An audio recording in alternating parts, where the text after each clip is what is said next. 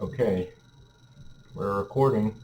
Fine, it Hopefully. looks like. Yeah, hopefully my computer is not doing too good today. But anyway, so we are going to give each of our rankings and a little bit of thoughts on the Marvel Disney Plus TV series because we did watch all three of them: Loki, WandaVision, and Captain America, Falcon and the Winter Soldier, uh, Black Captain America.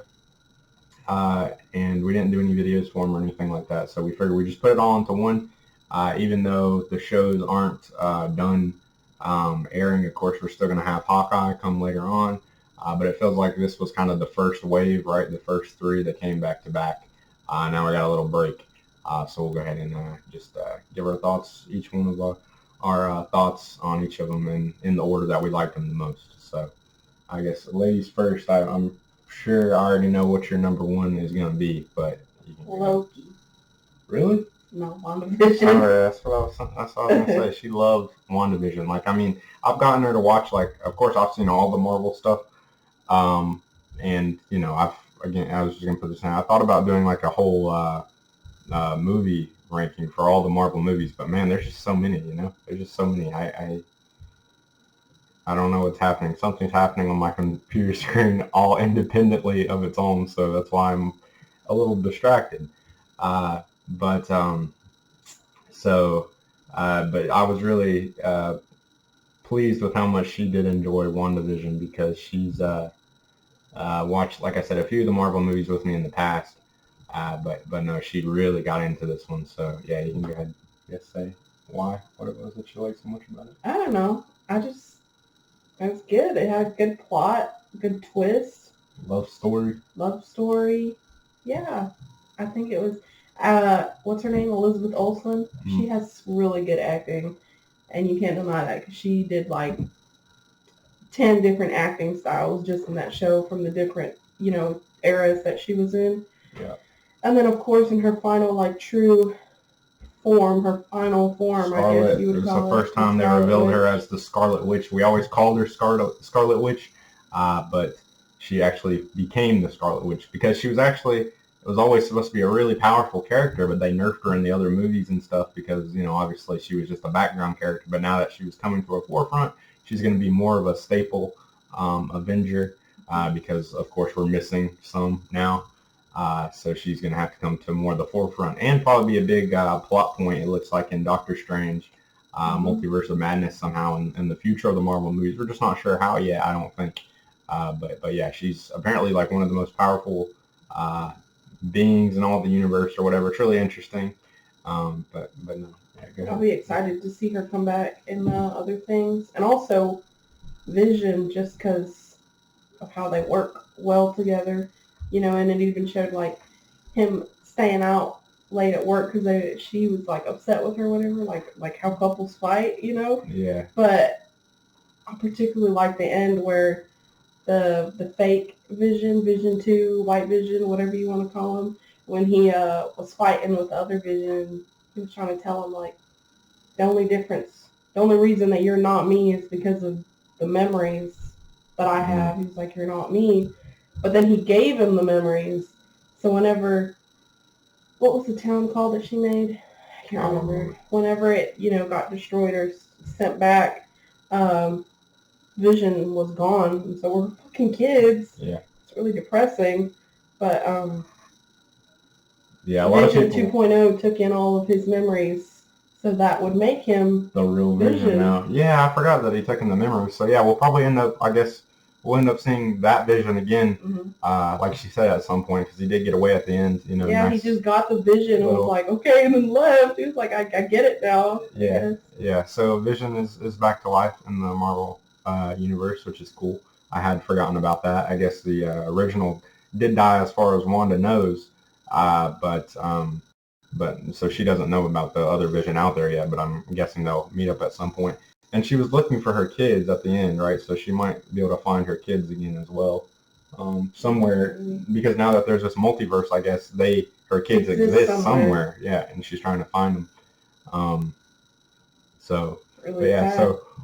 Yeah, it was. So WandaVision for me, actually, I did not think it would be number one, but whenever I think about it, I Yay. think it probably is number one as well, just for the fact of how many different genres it touched on all in one, and how well it did each one.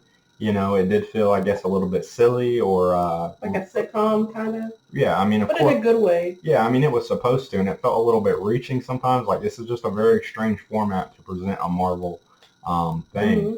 But at the same time, you know, you got to give it props that it achieved it and it did it well.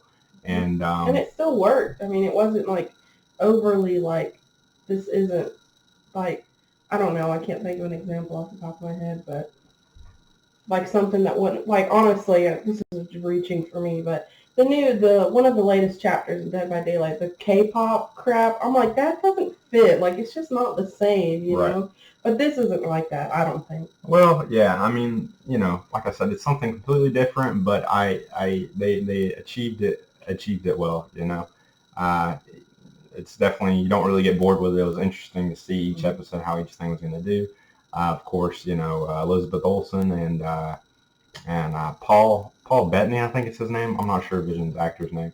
But, you know, their relationship is nice, and nice that it wasn't just something that was kind of just touched on and then kind of let go, kind of like how Black Widow and Hulk's relationship was, I feel. But no, so they pretty much built that up through the movies, and then this as well, of course. And I think that she would probably enjoy going back and watching some of the Marvel stuff where, you know, Scarlet Witch is introduced, and Vision as well, to see how their relationship builds, or get more of it off of that. But that was something cool in this too. I like they even go back, you know, where they even kind of set up, or maybe not set up at the time, but they go back to where Scarlet was in the lab, or what is her name? Not Elizabeth Olsen, not Scarlet Witch. What is her actual name? I can't fucking remember right now. But they go back to you know, where she started out in the lab, and how the Scarlet Witch, the real Scarlet Witch or whatever, touched her and gave her power, which was cool. And we get a nice little set. We get what's her name? Kat Dennings' character from the Thor movies comes back, which was cool. We apparently get the Asian guy from Ant-Man. I don't really remember him in Ant-Man. I've only seen Ant-Man one time, but we get him back as well. We get a nice setup with the the Rambo character from Captain Marvel. We get more off of her, and she'll probably end up being a bigger character later on.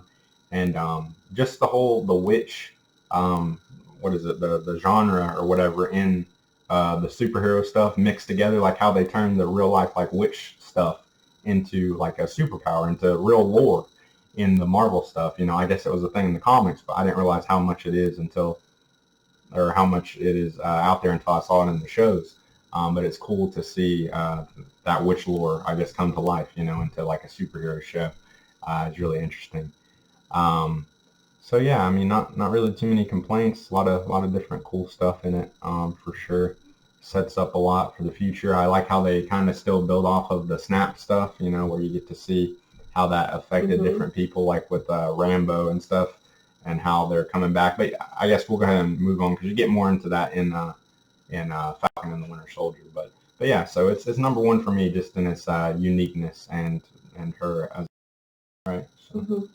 And then I guess you can go ahead and give what your number two would be. I'm going to say Loki. Although I don't think that there was too much of a gap between any of them, really. I think they were all really good. I enjoyed watching all of them. There wasn't any that I particularly didn't like. I mean, I liked all of them. Wasn't actually, for once, wasn't a chore to watch through these. Yeah, I was surprised, because I mean, with her, you can really gauge that. I guess that's a testament to how good it is for her, who doesn't really have a lot of patience for TV and stuff like me.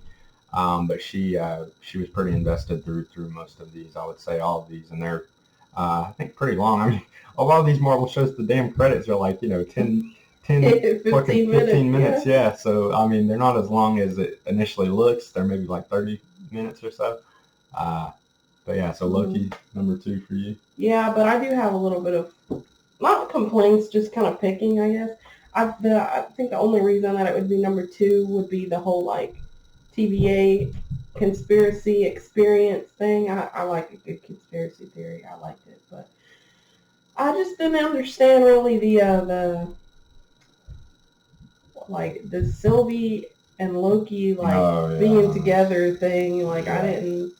No, I mean I don't. That's so yeah. It's kind of difficult to do like two rankings at the same time, right? Because of course I don't want to get off track with what I'm trying to say, but I'll just go ahead and say that's a big reason why Loki will personally be number 3 for me, because I felt like that whole shit with Sylvie was very strange, and Yeah, it was just all their weird. dialogue did feel very weird or very forced. I don't know. I guess we'll get more development on it, of course, and maybe it'll start to uh, land a little bit better. But no, that's one of the reasons Loki will be number 3 for me.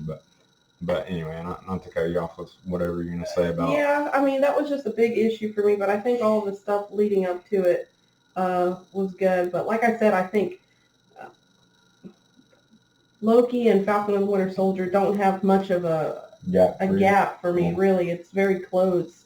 If anything, they may be tied, but I think that Loki just had a little bit more of a different story, while Falcon and the Winter Soldier felt very Marvel-y.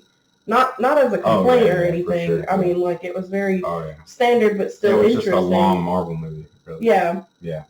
So that would just really be the only reason why Loki is just barely a notch up. Like, and it's just, which even then, like I said, it would probably just be equal with the whole Sylvie thing, because that was just, because I mean, you saw it, and it was one thing to see it and just be like, oh, that's just kind of weird. But when they kissed, I was like, yeah, it's strange. It's very strange.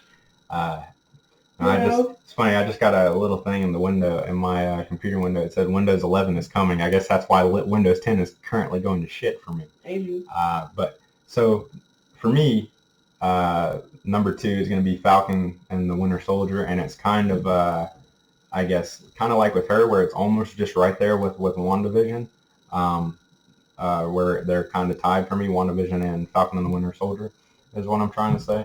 But it is, like she said, and I can get why Falcon and the Winter Soldier would be number 3, because it's not really, I guess, too special. It's pretty much the same, Marvel movie thing we've seen, before. But I did enjoy it nonetheless. I really enjoy Anthony Mackie and Sebastian Stan. They've always had the banter with, trying to be, I guess, Captain America's favorite best friend. And then, now that he's gone, seeing how they have to kind of come together for that. And their just charisma and all their dialogue and stuff is really good. Mm-hmm. Their brotherhood, whatever you want to call it. Some of the scenes felt a little bit silly. They're a little bit pushing it, like the whole therapy thing. Whenever they're set together in therapy, I mean, it was good, but it's almost like, man, this is almost a little bit too stupid. But still, it was fun to watch. And it was definitely a story, I think, that fit really well for a nice little TV show, to see Falcon's coming of age. I know that's not the right thing, but coming to the passing of the mantle between him and Captain America.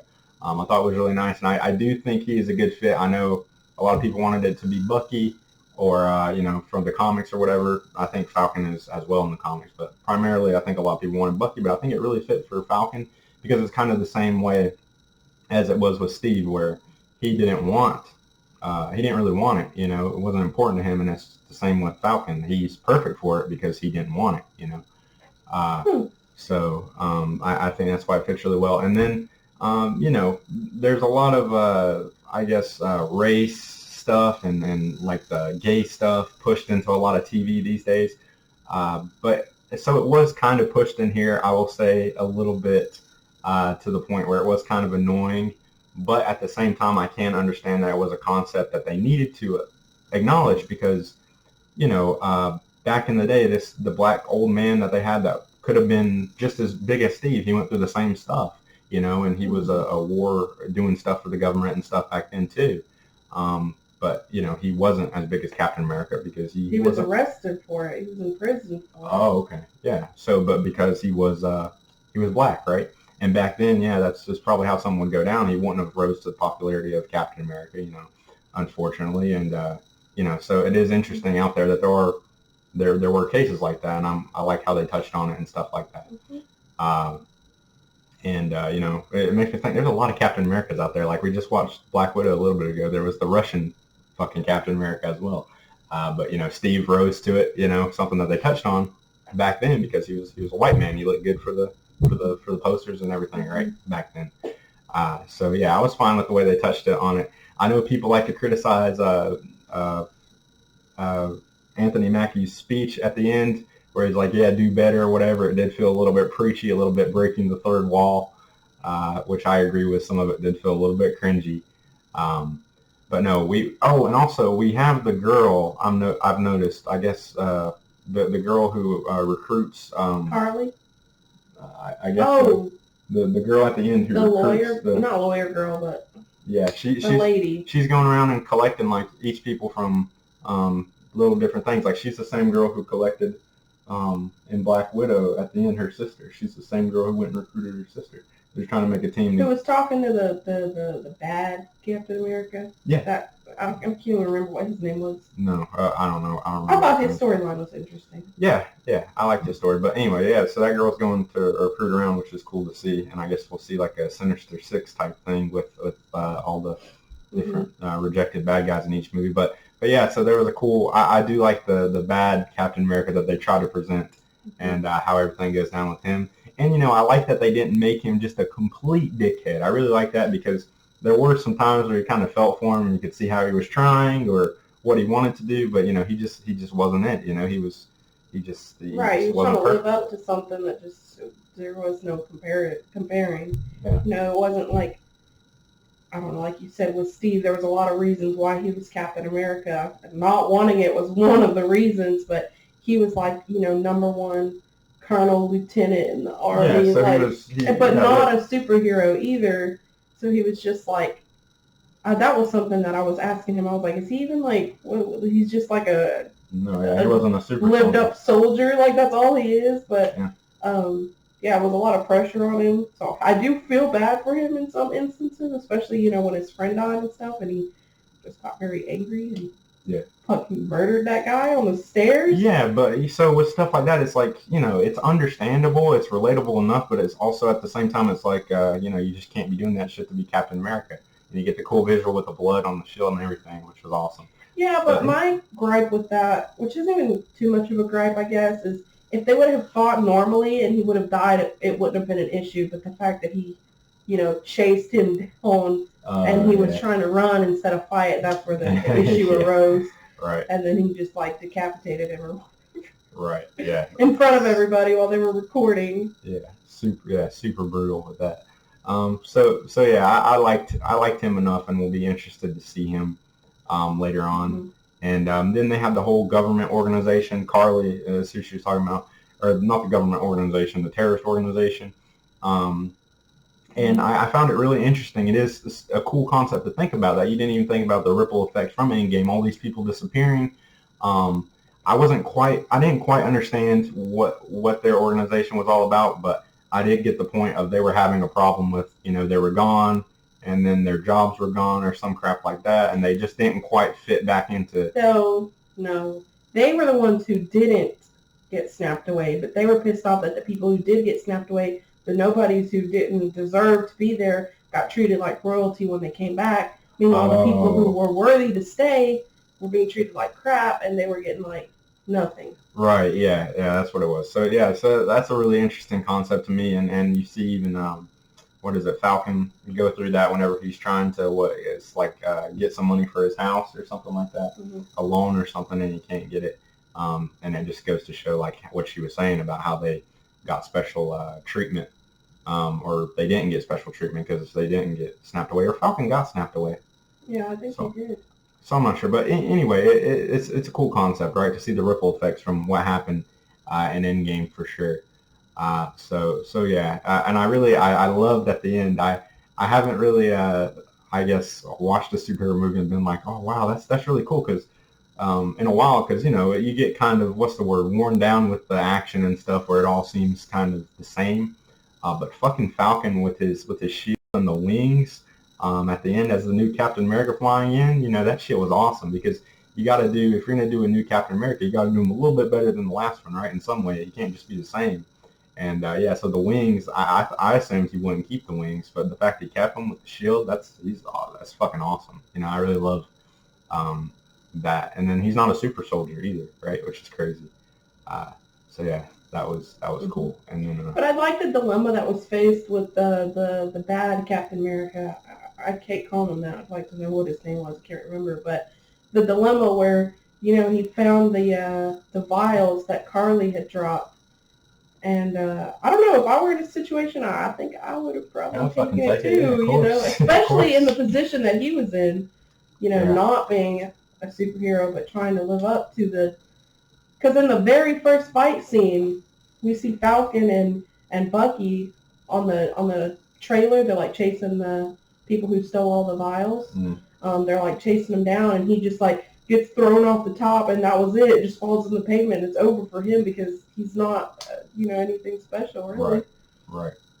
And then with Bucky, as well as something I want to touch on, I really like his story. There's a lot of good moving parts in here, where you get to see his aftermath and effects from being the Winter Soldier, with the old man and stuff like that. And he's got his list and just trying to conform still. It's really sad. You feel bad for him, right? So yeah, I like his story. It's I like how they're both coming into Falcon and Bucky as well are both coming into. He's trying to not be the Winter Soldier anymore. He's trying to just be, I don't know, just him, just regular, and trying to leave that past behind. And then Falcon's trying to not be Falcon anymore, trying to come into being Captain America, right? So you get to see both of their progressions. And by the end of it, you do see it because I like what they did at the end. I don't remember if they said there was going to be a season 2 or not. I don't think so. But the title changes from Falcon and the Winter Soldier to Captain America and the Winter Soldier, right? Because he's not Falcon anymore; it's Captain America. So I thought that was cool. Just a nice little touch there. Yeah, they're nerd. Yeah, I don't know. I like it. And of course, as I said, one of the best things about this is the banter between Bucky and Falcon. What was that shit at the end? I remember it was funny. He's like, Bucky's like gonna fuck Falcon's sister or something, right? Oh yeah. Flirting with his sister, gonna fuck his sister.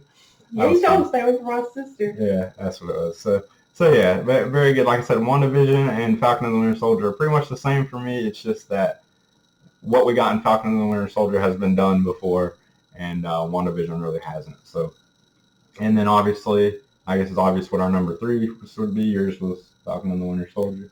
Yeah, I don't know. Now I'm thinking maybe that Falcon will be number 2 for me. Like I said, that whole Sylvie thing just really brought that down, just like right underneath. Yeah. No. So it had potential. Maybe it will redeem itself with the next season, but I don't think so. Right. Yeah. There's going to be season 2 for Loki. I still think it's going to be good, but there's just. I'm looking forward to Hawkeye. Apparently, they're going to add like some maybe of the Netflix series characters in there. Then we're going to, of course, probably see Black Widow's sister and that story come back, which is going to be interesting. And then, I think Hawkeye has been kind of underrated in the Marvel movies for a while. I mean, he's had his moments, but still, I think we definitely need to see more out of him and his family as well. But no, anyway, so why Loki is number 3 for me is, I think I would have to classify it as a disappointment because I think it could have been number 1, should have been number 1 for me because I really am a fan of the space shit in the Marvel universe. It's like I said, we always get the same old kind of what we saw in Falcon and the Winter Soldier, right? That kind of story.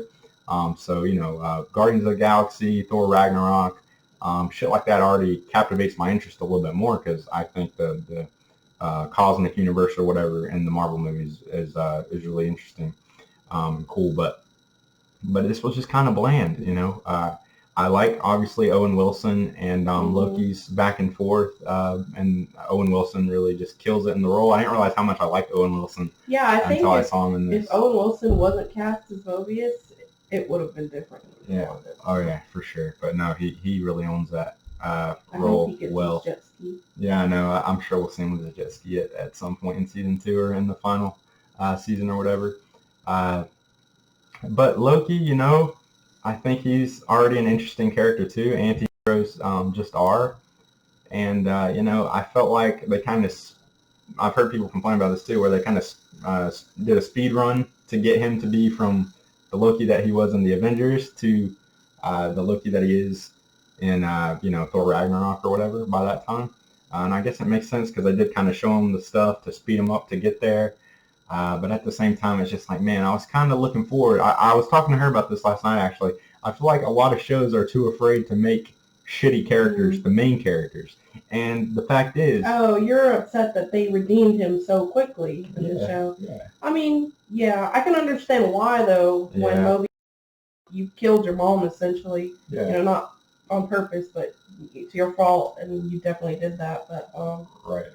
I can see what you mean because. Well, I mean, he definitely was number one good guy trying to go against TVA, which is not what Loki normally is, which is different and interesting. But if you liked Loki for how he was, and it was a little bit more interesting when he was, I don't know. I know Loki's always been kind of good, you know, here and there for sure. But it just felt like he was way too enlightened. I don't feel like we really got any kind of trickster stuff from him, which he's the god of mischief, right? So. You know, he just felt too not like Loki to me, you know. That makes sense. So I would have liked a little bit more of that because I was telling her is just make some characters, the main characters, like shitty characters. I mean, sometimes it's not good, but you know what? It is refreshing to watch your main characters be shitty, you know, and just too many shows are too afraid to do that, I feel. And whenever it really could work in some instances. So, and then of course, as we said, the Loki and Sylvie stuff was just very strange to me.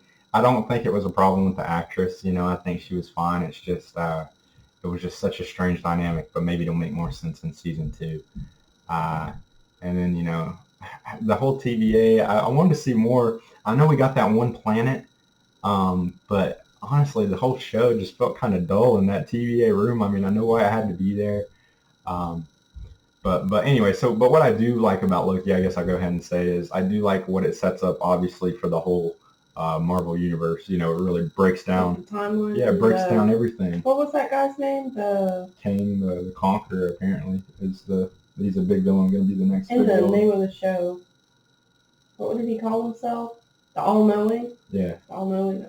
Yeah, but he's apparently going to be the next. So I like what they did here. He's going to be the next Thanos.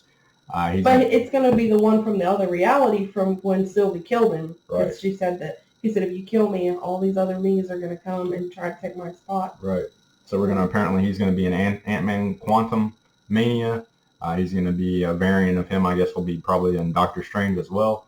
So, man, I bet you it was tough to pick this actor because it's like, dude, we got to pick somebody who's going to be on for the long haul. And multiple movies have to play multiple different personalities, right? So this actor's probably good.